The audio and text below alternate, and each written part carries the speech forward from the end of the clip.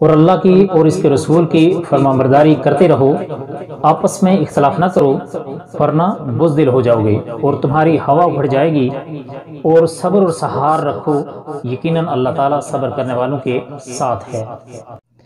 بسم اللہ الرحمن الرحیم۔ السلام علیکم ورحمۃ اللہ وبرکاتہ۔ محترم ناظرین، آپ دیکھ رہے ہیں یوٹیوب چینل حسن خورشید اعوان اور میں خورشید احمد ہوں۔ آئیے قرآن پڑھنے کے سلسلے میں ہمارا آج کا درس ہے سورۃ الانفال کی آیت نمبر 38 سے آیت نمبر 48 تک کا ترجمہ اور تفسیر مختصراً۔ اعوذ باللہ من الشیطان الرجیم، بسم اللہ الرحمن الرحیم۔ رب اشرح لی صدری ویسر لی امری واحلل عقدۃ من لسانی یفقهوا قولی رب زدنی علما رب زدنی علما رب زدنی علما قل للذین کفروا ان ینتہوا یغفر لهم ما قد سلف وان یعودوا فقد مادت سنت الاولین۔ اس آیت مبارکہ کا ترجمہ ہے، آپ ان کافروں سے کہہ دیجئے، یعنی اللہ سبحانہ و تعالی نبی صلی اللہ علیہ وسلم کو مخاطب کر کے فرما رہے ہیں کہ آپ ان کافروں سے کہہ دیجئے کہ اگر یہ لوگ باز آ جائیں تو ان کے سارے گناہ جو پہلے ہو چکے ہیں سب معاف کر دیے جائیں گے، اور اگر اپنی وہی عادت رکھیں گے تو کفار سابقین کے حق میں قانون نافذ ہو چکا ہے۔ سابقہ گناہ معاف کر دیے جائیں گے مطلب کہ باز آ جانے کا مطلب مسلمان ہونا ہے، جس طرح حدیث میں بھی ہے، جس نے اسلام قبول کر کے نیکی کا راستہ اپنا لیا، اس سے اس کے ان گناہوں کی باز پرس نہیں ہوگی، یعنی جو اسلام لانے سے پہلے گناہ کیے ہوں گے ان کی باز پرس اسلام لانے کے بعد نہیں ہوگی، جو اس نے جاہلیت میں کیے ہوں گے، اور جس نے اسلام لا کر بھی برائی نہ چھوڑی، اس سے اگلے پچھلے سب عملوں کا مواخذہ ہوگا۔ یہ حدیث صحیح مسلم کی ہے۔ ایک اور حدیث میں ہے، اسلام ما قبل کے گناہوں کو مٹا دیتا ہے، یعنی اسلام جو ہے، اسلام کا لانا، اس سے پہلے جو بھی گناہ سرزد ہوتے ہیں کفر کی حالت میں، ان کو اسلام کا لانا مٹا دیتا ہے۔ یعنی اگر وہ اپنے کفر اور عناد پر قائم رہے تو جلد یا بدیر عذاب الہی کے مورد بن کر رہیں گے۔ وَقَاتِلُهُمْ حَتَّى لَا تَكُونَ فِتْنَةٌ وَيَكُونَ الدِّينُ كُلُّهُ لِلَّهِ فَإِنِ انْتَهَوْا فَإِنَّ اللَّهَ بِمَا يَعْمَلُونَ بَصِيرٌ۔ اور تم ان سے حد تک لڑو، یعنی اس حد تک لڑو کہ ان میں فساد عقیدہ نہ رہے اور دین اللہ کا ہی ہو جائے، پھر اگر باز آ جائیں تو اللہ تعالیٰ ان کے اعمال کو خوب دیکھتا ہے۔ فساد یعنی عقیدہ نہ رہے مطلب فتنہ سے مراد شرک ہے، یعنی اس وقت تک جہاد جاری رکھو جب تک شرک کا خاتمہ نہ ہو جائے، اور یہ جو فرمایا کہ دین اللہ کا ہی ہو جائے، یعنی اللہ کی توحید کا پرچار تمام عالم میں لہرا جائے، پھر اگر باز آ جائے تو اللہ ان کے اعمال کو خوب دیکھتا ہے۔ مطلب یہ ہے کہ یعنی تمہارے لیے ان کا ظاہری اسلام ہی کافی ہے، باطن کا معاملہ اللہ کے سپرد کر دو، کیونکہ اس کو ظاہر و باطن میں ہر چیز کا علم ہے۔ وَإِن تَوَلَّوْا فَاعْلَمُوا أَنَّ اللَّهَ مَوْلَكُمْ نِعْمَ الْمَوْلَى وَنِعْمَ النَّصِيرُ۔ وَإِن یعنی اور اگر تولو وہ منہ موڑ لیں، فَاعْلَمُوا تو جان لو، اَنَّا کہ اللہ مولاکم تمہارا ساتھی، نعمہ خوب، المولا ساتھی، و نعمہ اور خوب، النصیر مددگار۔ ترجمہ ہے، اور اگر روگردانی کریں تو یقین رکھیں کہ اللہ تعالیٰ تمہارا کارساز ہے، وہ بہت کارساز ہے اور بہت اچھا مددگار ہے۔ یعنی اسلام قبول نہ کریں اور اپنے کفر اور تمہاری مخالفت پر مصر رہیں، یعنی تمہارے دشمنوں پر تمہارا مددگار اور تمہارا حامی و محافظ ہے، پس کامیاب وہی ہوگا جس کا مولا اللہ ہو، اور غالب بھی وہی ہوگا جس کا مددگار اللہ سبحانہ و تعالی ہو۔ وَاعْلَمُوا أَنَّمَا غَنِمْتُم مِّن شَيْءٍ فَأَنَّ لِلَّهِ خُمُسَهُ وَلِلرَّسُولِ وَلِذِي الْقُرْبَى وَالْيَتَامَى وَالْمَسَاكِينِ وَابْنِ السَّبِيلِ إِن كُنتُمْ آمَنْتُمْ بِاللَّهِ وَمَا أَنزَلْنَا عَلَىٰ عَبْدِنَا يَوْمَ الْفُرْقَانِ يَوْمَ الْتَقَى الْجَمْعَانِ وَاللَّهُ عَلَىٰ كُلِّ شَيْءٍ قَدِيرٌ۔ جان لو کہ تم جس قسم کی جو کچھ غنیمت حاصل کرو، یعنی جس قسم کی بھی غنیمت ہو، اس میں سے 5واں حصہ تو اللہ کا ہے اور رسول کا اور قرابت داروں کا اور یتیموں کا اور مسکینوں کا اور مسافروں کا۔ اگر تم اللہ پر ایمان لائے ہو اور اس چیز پر جو ہم نے اپنے بندے پر اس دن اتارا، جو دن حق اور باطل کی جدائی کا تھا، جس دن دو فوجیں بڑھ گئی تھیں، اللہ ہر چیز پر قادر ہے۔ یہ جو فرمایا کہ غنیمت حاصل کرو، مطلب غنیمت سے مراد وہ مال ہوتا ہے جو کافروں پر لڑائی میں فتح و غلبہ حاصل ہونے کے بعد مسلمانوں کو حاصل ہوتا ہے، پہلی امتوں میں اس کے لیے طریقہ یہ تھا کہ جنگ ختم ہونے کے بعد کافروں سے حاصل کردہ سارا مال ایک جگہ ڈھیر کر دیا جاتا تھا اور آسمان سے آگ آتی اور اسے جلا کر بسم کر ڈالتی تھی، لیکن امت مسلمہ کے لیے یہ مال غنیمت حلال کر دیا گیا ہے، اور جو مال بغیر لڑائی کے صلح کے ذریعے یا جزیہ و خراج سے وصول ہوا ہو اسے فے کہا جاتا ہے، تھوڑا ہو یا زیادہ، قیمتی ہو یا معمولی، سب کو جمع کر کے اس کی حسب ضابطہ تقسیم کی جائے گی۔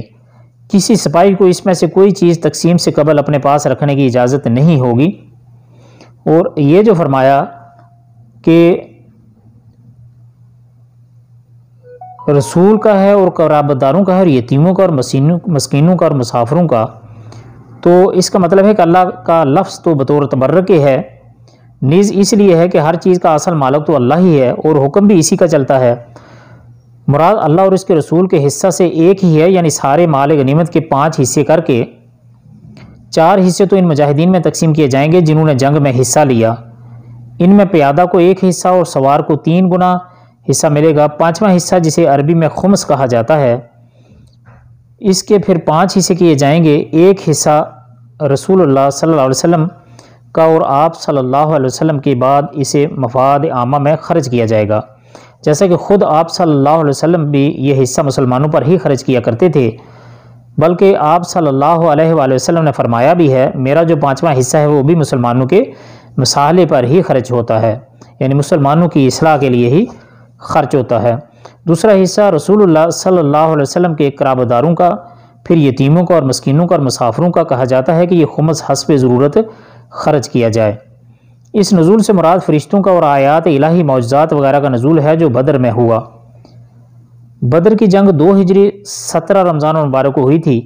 اس دن کو یوم الفرقان اس لیے کہا گیا ہے کہ یہ کافروں اور مسلمانوں کے درمیان پہلی جنگ تھی اور مسلمانوں کو فتح و غلبہ دے کر واضح کر دیا گیا کہ اسلام حق ہے اور کفر و شرک باطل ہے، یعنی مسلمانوں اور کافروں کی فوجیں۔ یہ جو فرمایا تھا کہ 2 فوجیں آپس میں بڑھ گئی تھیں، یہ مراد مسلمانوں اور کافروں کی فوجیں ہیں۔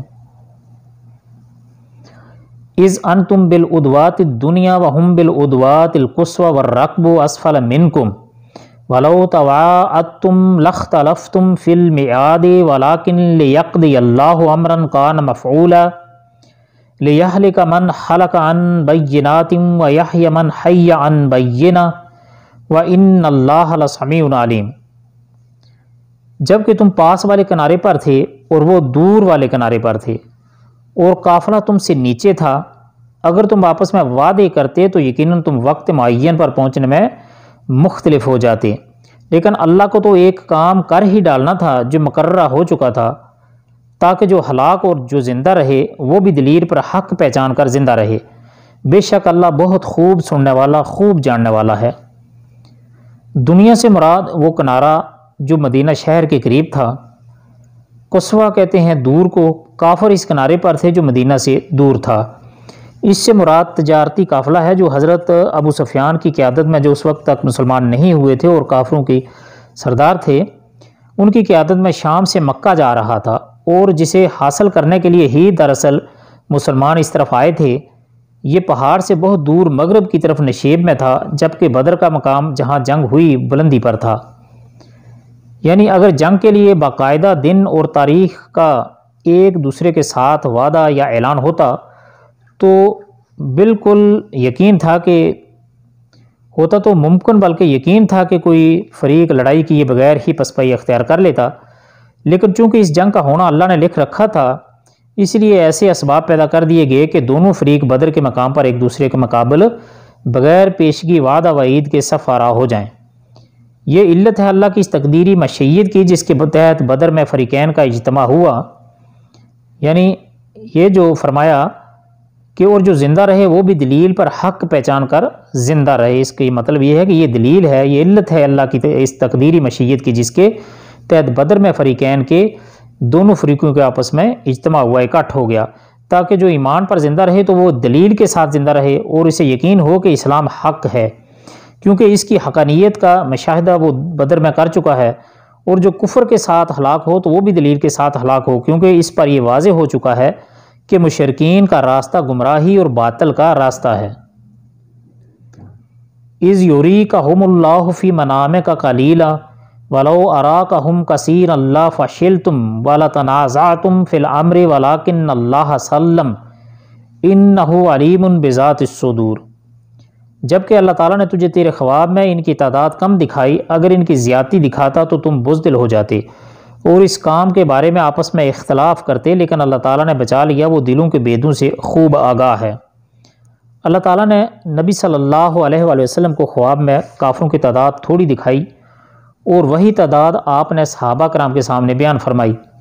جس سے ان کے حوصلے بڑھ گئے تھے۔ اگر اس کے برعکس کافروں کی تعداد زیادہ دکھائی جاتی تو صحابہ میں باہمی اختلاف کا اندیشہ تھا، لیکن اللہ نے ان دونوں باتوں سے صحابہ کرام کو بچا لیا۔ وَإِذْ يُرِيكُمُوهُمْ إِذِ الْتَقَيْتُمْ فِي أَعْيُنِكُمْ قَلِيلًا وَيُقَلِّلُكُمْ فِي أَعْيُنِهِمْ لِيَقْضِيَ اللَّهُ أَمْرًا كَانَ مَفْعُولًا وَإِلَى اللَّهِ تُرْجَعُ الْأُمُورُ۔ جب اس نے بوقت ملاقات انہیں تمہاری نگاہوں میں بہت کم دکھایا اور تمہیں ان کی نگاہوں میں کم دکھایا، تاکہ اللہ تعالیٰ اس کام کو انجام تک پہنچا دے جو کرنا ہی تھا، اور سب کام اللہ ہی کی طرف پھیرے جاتے ہیں۔ کم دکھایا مطلب یہ ہے تاکہ وہ کافر بھی تم سے خوف کھا کر پیچھے نہ ہٹیں۔ پہلا واقعہ خواب کا تھا اور یہ دکھلانا عین قتال کے وقت تھا، جیسا کہ الفاظ قرآنی سے واضح ہے، تاہم یہ معاملہ ابتدا میں ہی تھا، لیکن جب باقاعدہ لڑائی شروع ہو گئی تو پھر کافروں کو مسلمان اپنے سے دو گنا نظر آنے لگے، جیسا کہ سورۃ آل عمران کی آیت نمبر 13 سے معلوم ہوتا ہے۔ بعد میں زیادہ دکھانے کی حکمت یہ نظر آتی ہے کہ کثرت دیکھ کر ان کے اندر مسلمانوں کا خوف اور دہشت بیٹھ جائے، جس سے ان کے اندر بزدلی اور پست ہمتی پیدا ہو۔ اس کے برعکس پہلے کم دکھانے میں حکمت یہ تھی کہ وہ لڑنے سے گریز نہ کریں، یعنی کہ یہ جو پہلے کافروں کو مسلمانوں کی تعداد بہت کم دکھائی گئی تو اس کا مطلب یہ تھا کہ کافروں کے دل بڑے ہو جائیں اور وہ سمجھیں کہ بھائی مسلمان تو تھوڑے سے ہیں، آج ان کی جڑ کاٹ دی جائے گی، ان کو مار کر ختم کر دیں گے، تاکہ وہ اگر زیادہ تعداد شروع میں ہی دکھا دی جاتی تو شاید وہ ڈر کر بھاگ جاتے تو لڑتے نہ۔ تو اللہ تعالیٰ نے جو وہاں آ کر ان کو مسلمانوں کے ہاتھوں سے جو ان کو ذبح کروانا تھا اس سے وہ بچ جاتے، لہٰذا اللہ تعالیٰ دونوں فریقوں کے یا اسلام اور کفر کے درمیان جو اللہ سبحانہ تعالیٰ نے اس دن فرق کرنا تھا وہ میدان میں ہی ہونا تھا، تو اللہ تعالیٰ نے اس طرح مسلمانوں کو بھی کافروں کی تعداد کم دکھائی اور کافروں کو بھی مسلمانوں کی تعداد کم ہی دکھائی۔ اس سب کا مقصد یہ تھا کہ اللہ تعالیٰ نے جو فیصلہ کیا ہوا تھا وہ پورا ہو جائے، اس لیے اس نے اس کے اسباب بھی پیدا فرما دیے۔ یا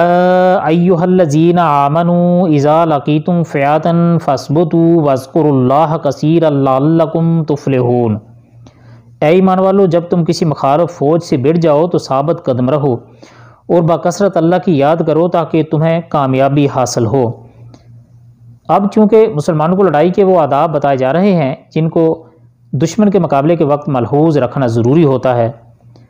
سب سے پہلی بات ثبات قدمی یعنی ثابت قدمی اور استقلال ہے، یعنی مضبوط ارادہ، کیونکہ اس کے بغیر میدان جنگ میں ٹھہرنا ممکن ہی نہیں ہے۔ تاہم اس سے تحرف اور تحیز کی وہ دونوں صورتیں مستثنا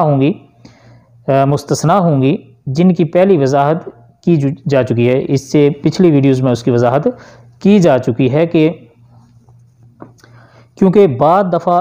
ثبات قدمی کے لیے بھی تحرف یا تحیز ناگزیر ہوتا ہے۔ دوسری ہدایت یہ ہے کہ اللہ تعالیٰ کو کثرت سے یاد کرو تاکہ مسلمان اگر تھوڑے ہوں تو اللہ کی مدد کے طالب رہیں، اور اللہ بھی کثرت ذکر کی وجہ سے ان کی طرف متوجہ رہے، اور اگر مسلمان تعداد میں زیادہ ہوں تو کثرت کی وجہ سے ان کے اندر عجب اور غرور پیدا نہ ہو، بلکہ اصل توجہ اللہ کی امداد پر ہی رہے۔ وَأَطِیعُوا اللَّهَ وَرَسُولَهُ وَلَا تَنَازَعُوا فَتَفْشَلُوا وَتَذْهَبَ رِيحُكُمْ وَاصْبِرُوا إِنَّ اللَّهَ مَعَ الصَّابِرِينَ۔ وَأَطِیعُوا اللَّهَ وَرَسُولَهُ وَلَا تَنَازَعُوا فَتَفْشَلُوا وَتَذْهَبَ رِيحُكُمْ وَاصْبِرُوا إِنَّ اللَّهَ مَعَ الصَّابِرِينَ۔ اور اللہ کی اور اس کے رسول کی فرمانبرداری کرتے رہو، آپس میں اختلاف نہ کرو ورنہ بزدل ہو جاؤ گے اور تمہاری ہوا اکھڑ جائے گی، اور صبر و سحار رکھو، یقیناً اللہ تعالیٰ صبر کرنے والوں کے ساتھ ہے۔ تیسری ہدایت اللہ اور اس کے رسول کی اطاعت ظاہر بات ہے۔ ان نازک حالات میں اللہ اور رسول کی نافرمانی کتنی سخت خطرناک ہو سکتی ہے، اس لیے ایک مسلمان کے لیے ویسے تو ہر حالت میں اللہ اور اس کے رسول کی اطاعت ضروری ہے، تاہم میدان جنگ میں اس کی اہمیت دو چند ہو جاتی ہے، اور اس موقع پر تھوڑی سی بھی نافرمانی اللہ کی مدد سے محرومی کا باعث بن سکتی ہے۔ چوتھی ہدایت کے آپس میں تنازع اور اختلاف نہ رکھو، اس سے تم بزدل ہو جاؤ گے اور ہوا اڑ جائے گی۔ نبی صلی اللہ علیہ وسلم نے بھی اس ایک حدیث میں فرمایا، لوگوں دشمن سے مڈ بیڑ کی آرزو مت کرو، یعنی دشمن سے مقابلے کی، لڑائی کی آرزو کبھی نہیں کرنی چاہیے۔ یہ نبی صلی اللہ علیہ وسلم کا فرمان ہے۔ اور اللہ سے عافیت مانگا کرو، یعنی اللہ تعالیٰ سے اپنی صحت و تندرستی اور عافیت کی دعا مانگا کرو۔ تاہم جب کبھی دشمن سے لڑائی کا موقع پیدا ہو جائے، یعنی کہ جب کبھی دشمن کے ساتھ اگر لڑائی جڑ ہی جائے، یہ موقع پیدا ہو ہی جائے، تو پھر صبر کے ساتھ ڈٹے رہو اور جم کر لڑو، اور جان لو کہ جنت تلواروں کے سائے تلے ہے۔ یہ بخاری شریف کی حدیث ہے۔ وَلَا تَكُونُوا كَالَّذِينَ خَرَجُوا مِن دِيَارِهِمْ بَطَرًا وَرِئَاءَ النَّاسِ وَيَصُدُّونَ عَن سَبِيلِ اللَّهِ وَاللَّهُ بِمَا يَعْمَلُونَ مُحِيطٌ۔ ان لوگوں جیسے نہ بنو جو اتراتے ہوئے اور لوگوں میں خود نمائی کرتے ہوئے اپنے گھروں سے چلے اور اللہ کی راہ سے روکتے تھے۔ جو کچھ وہ کر رہے ہیں اللہ سے اسے گھیر لینے والا ہے، یعنی جو کچھ وہ کرتے ہیں اللہ تعالیٰ اس سب کو اکٹھا کرنے والا ہے۔ مشرکین مکہ جب اپنے قافلے کی حفاظت اور لڑائی کی نیت سے نکلے تو بڑے اتراتے اور فخر اور غرور کرتے ہوئے نکلے۔ مسلمانوں کو اس کافرانہ شیوے سے روکا گیا ہے۔ وَإِذْ زَيَّنَ لَهُمُ الشَّيْطَانُ أَعْمَالَهُمْ وَقَالَ لَا غَالِبَ لَكُمُ الْيَوْمَ مِنَ النَّاسِ وَإِنِّي جَارٌ لَكُمْ فَلَمَّا تَرَاءَتِ الْفِئَتَيْنِ نَكَصَ عَلَىٰ عَاقِبَيْهِ وَقَالَ إِنِّي بَرِيءٌ مِّنكُمْ إِنِّي أَرَىٰ مَا لَا تَرَوْنَ إِنِّي أَخَافُ اللَّهَ وَاللَّهُ شَدِيدُ الْعِقَابِ۔ اس آیت مبارکہ کا ترجمہ ہے، جبکہ ان کے اعمال کو شیطان انہیں خوبصورت بنا کر یعنی زینت دار دکھا رہا تھا اور کہہ رہا تھا کہ لوگوں سے کوئی بھی آج تم پر غالب نہیں آ سکتا، میں خود بھی تمہارا حمایتی ہوں۔ لیکن جب دونوں جماعتیں نمودار ہوئیں تو اپنی ایڑیوں کے بل پیچھے ہٹ گیا، یعنی بھاگنے لگا اور کہنے لگا میں تم سے بری ہوں۔ ان سب کو کہنے لگا کہ بھائی جان میرا ان تواڈے نال کوئی تعلق نہیں، میں گیا، کیونکہ اس نے جبرائیل علیہ السلام کو دیکھا تھا اور وہ بھاگنے لگا، اور جو چاہتا تھا وہ وہی ہو کر رہا، کیونکہ ایک تو ان کو اسلام سے روک کر، شیطان کا اکثر مقصد تو یہی ہے کہ انسان جو ہے بنی آدم یہ گمراہ ہو کر، کیونکہ وہ شیطان وہ گمراہ اسی وجہ سے ہوا کہ اللہ سبحانہ تعالیٰ نے جب آدم علیہ السلام کو پیدا فرمایا تو اللہ سبحانہ تعالیٰ نے سب کو فرشتوں کو حکم دیا کہ آدم کو سجدہ کرو، تو سب نے سجدہ کیا، لیکن یہ شیطان جو جنوں میں سے تھا لیکن عبادت گزار اتنا تھا کہ اس کا مقام جو فرشتوں کے برابر ہو گیا تھا، لیکن اس نے سجدہ کرنے سے انکار کر دیا۔ تو پھر اس نے جو اللہ سبحانہ تعالیٰ سے کہا تھا، جو وعدہ کیا تھا کہ میں آگے ایک لمبی تفصیل ہے کہ میں ان کو گمراہ کرتا رہوں گا، تو اس کی قیامت تک یہی کوشش ہے کہ کوئی بھی جو انسان ہے جو بنی آدم ہے وہ جنت میں نہ جانے پائے۔ لہٰذا اسی وجہ سے اس نے تو پہلے کافروں کو بہت حوصلے دیے ان کا حمایتی بن کر، اور ان کو کافی ایڑ دلائی کہ میں بھی تمہارے ساتھ ہوں، آج تمہارے اوپر دنیا کی کوئی طاقت غالب نہیں آ سکتی، آج ان کی جڑیں کاٹ کر رکھ دیں گے۔ یہی وہ چاہتا تھا تاکہ ان کو گھسیٹ کر میدان میں لائے اور دونوں آپس میں لڑیں، ان کا بھی نقصان ہو اور یہ بھی مارے جائیں، اور جو کفر پر مارے جائیں گے وہ ظاہر ہے وہ جہنم میں جائیں گے، تو جو جہنم میں جائیں گے تو شیطان کا مقصد پورا ہوگا۔ تو اسی مقصد کے لیے وہ آیا۔ لیکن جب میدان بدر سجا تو مسلمانوں کی مدد کے لیے اللہ سبحانہ تعالیٰ نے فرشتے اتارے، تو فرشتوں میں ظاہر جبریل علیہ السلام بھی تھے، اور ایک تفسیری روایات میں یہ ملتا بھی ہے کہ جب شیطان نے وہ جبریل علیہ السلام کو دیکھا تو وہ بھاگا، اور اس نے اس وقت کہا کہ بھائی جان میرے تواڈے نال کوئی تعلق واسطہ نہیں، جو کچھ میں دیکھ رہا ہوں وہ تسی نہیں دیکھ رہے، لہذا اسے پتہ چل گیا کہ میں نہیں بچ سکتا۔ پیچھے ہٹ گیا اور کہنے لگا میں تم سے بری ہوں، میں وہ دیکھ رہا ہوں جو تم نہیں دیکھ رہے، میں اللہ سے ڈرتا ہوں اور اللہ تعالیٰ سخت عذاب والا ہے۔ مشرکین جب مکہ سے روانہ ہوئے تو انہیں اپنے حریف قبیلے بنی بکر بن کنانہ سے اندیشہ تھا۔ مشرکین کو اندیشہ تھا، بکر بن کنانہ سے اندیشہ تھا کہ وہ پیچھے سے انہیں نقصان نہ پہنچائے۔ چنانچہ شیطان سراقہ بن مالک کی صورت میں بن کر آیا۔ یہ سراقہ بن مالک بنی بکر کا ایک سردار تھا، اور انہیں نہ صرف فتح و غلبہ کی بشارت دی بلکہ اپنی حمایت کا بھی پورا یقین دلایا۔ یہ سراقہ بن کنانہ کی شکل بن کر آیا کیونکہ بنو بکر سے کافروں کو خطرہ تھا اور ان کا وہ سردار تھا، تو اس کی شکل اختیار کر کے آیا اور کہنے لگا کہ بھائی آپ تسی ڈرو نہیں، میں تہاڈا مائتی اور میں تہاڈے نال۔ حالانکہ وہ شیطان سی، ان کا سردار جو سردار تھا ان کا بکر بن کنانہ وہ نہیں تھا، بلکہ وہ شیطان اس کی شکل اختیار کر کے آیا تھا تاکہ ان کو کسی قسم کا خوف نہ رہے اور یہ آج مسلمانوں کے مقابلے پر اتر دیں اور کٹ جائیں۔ لیکن جب ملائکہ کی صورت میں امداد الہی اسے نظر آئی تو ایڑیوں کے بال باغ کھڑا ہوا، جیسا کہ پہلے میں نے بیان کیا ہے۔ اللہ کا خوف تو اس کے دل میں کیا ہونا تھا، تاہم اسے یقین ہو گیا تھا کہ مسلمانوں کو اللہ کی خاص مدد حاصل ہے، مشرکین ان کے مقابلے میں نہیں ٹھہر سکیں گے۔ ممکن ہے یہ شیطان کے کلام کا حصہ ہو، اور یہ بھی ممکن ہے کہ یہ اللہ سبحانہ تعالیٰ کی طرف سے جملہ مستانفہ ہو،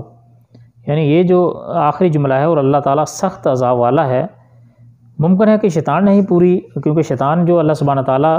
کے معاملات ہیں ان کو کیونکہ جانتا تو ہے، وہ پہلے سے جانتا تھا، ممکن ہے کہ اس کا ہی کلام ہو، یا پھر اللہ سبحانہ تعالیٰ یہ فرما رہے ہوں کہ اللہ سب کو جو بھی غلط کام کرے گا، جو اللہ تعالیٰ کی نافرمانی کرے گا، تو اللہ تعالیٰ سخت عذاب دینے والا بھی ہے۔ محترم ناظرین، یہ تھی ہماری آج کی ویڈیو، ہمارا آج کا سبق۔ اللہ تعالیٰ سے دعا ہے کہ اللہ تعالیٰ ہمارے سینوں کو قرآن پاک کے لیے کھول دے، ہمارے قرآن پاک کو ہمارے سینوں کا نور، ہمارے دلوں کی بہار بنائے، اور اللہ تعالیٰ قرآن پاک کو یوم قیامت ہمارے حق میں سفارشی بنا کر کھڑا فرمائے۔ اللہ تعالیٰ ہمیں قرآن پاک سے صحیح سچے دل سے محبت کرنا اور اس کے بتائے ہوئے احکامات پر عمل کرنے کی بھی توفیق عطا فرمائے۔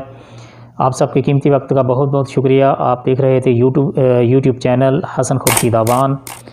اور آپ سے گزارش ہے جانے سے پہلے کہ اگر آپ نے ابھی تک ہمارے چینل کو سبسکرائب نہیں کیا تو چینل کو سبسکرائب کر لیجئے اور گھنٹی کے بٹن کو دبا کر آل پر ضرور کلک کر لیجئے تاکہ ہر آنے والی ویڈیو آپ تک بر وقت پہنچتی رہے۔ ملتے ہیں انشاءاللہ اگلی ایک ویڈیو میں، تب تک کے لیے اللہ حافظ۔ السلام علیکم ورحمۃ اللہ وبرکاتہ۔